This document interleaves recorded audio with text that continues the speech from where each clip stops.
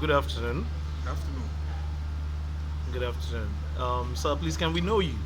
My name is Otumba Kenny Odubemi. I'm the Chief Executive Officer of Inspection and Facility Management Services. We do integrated facility management services. Also, I'm a public affairs analyst. I've been in this business for quite a decade now, where we analyze public affairs with a view to open the eyes of our people, open the eyes of understanding, so that we're all well aware, we're in tune with our rights and privileges, and we're able to contribute to national unity. Oh, beautiful. So, sir, Chief Kenny Odubimi, That's correct. we can start with this. What factors led to the June 12 struggle, in your own view? Well, the factor that led to the struggle of June 12 is quite very clear.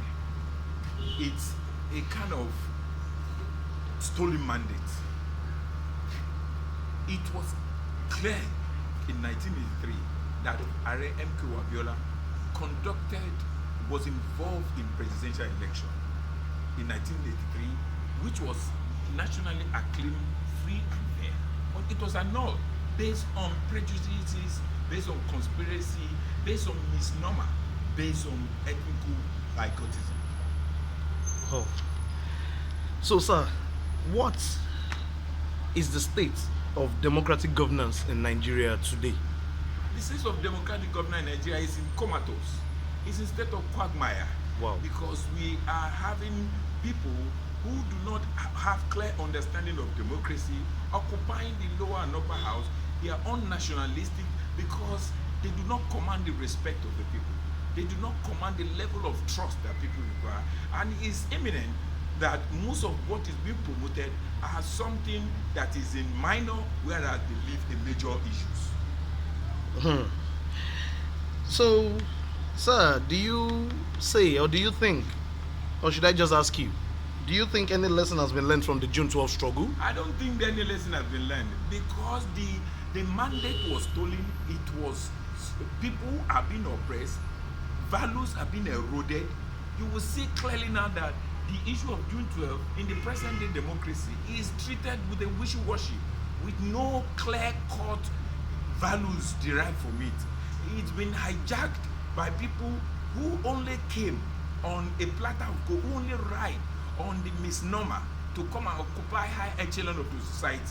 Now they've stolen the stolen mandate is now being abused by people who only came to come and reap what they've not do, and they've eroded quite a lot. They have been over blessed with the misnomer that was created, and they ended up one-time looting.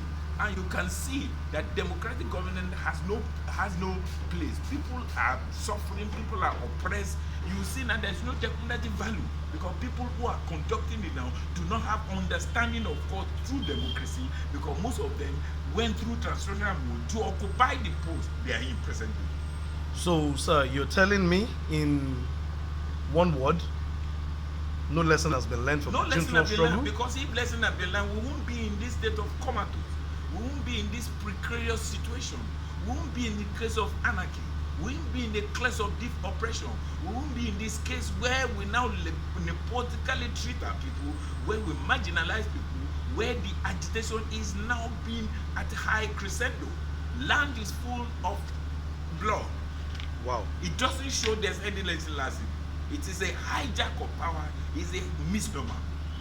So, sir, as we are celebrating the 18th year, if I'm right, 2021, 1993, that should be the 18th, 28 years. 28 Yes. Yeah, we are now Yes. celebrating 28 years of democracy. So, what do you think is the significance of the Democracy Day, sir? I want to tell you clearly that the true Democrat, not people who now rode on the misnomer to develop political sagacity, which was used in a manner to enrich themselves. True Democrats have the desire of the people that have. What we ought to have learned is this: we have an incident that led to having a true democracy. We jettison it. What it implies that what is being the problem today is we have not learned any lesson For instance, the June 12 saga gives us an opportunity to show that Nigeria could be united in spite of their religious differences, in spite of their ethnic differences, in spite of their belief, to come in and pick a man. Which what it means is that that should have been the fundamental that driving politics. That has clearly shown us that Nigeria can be united on a common front.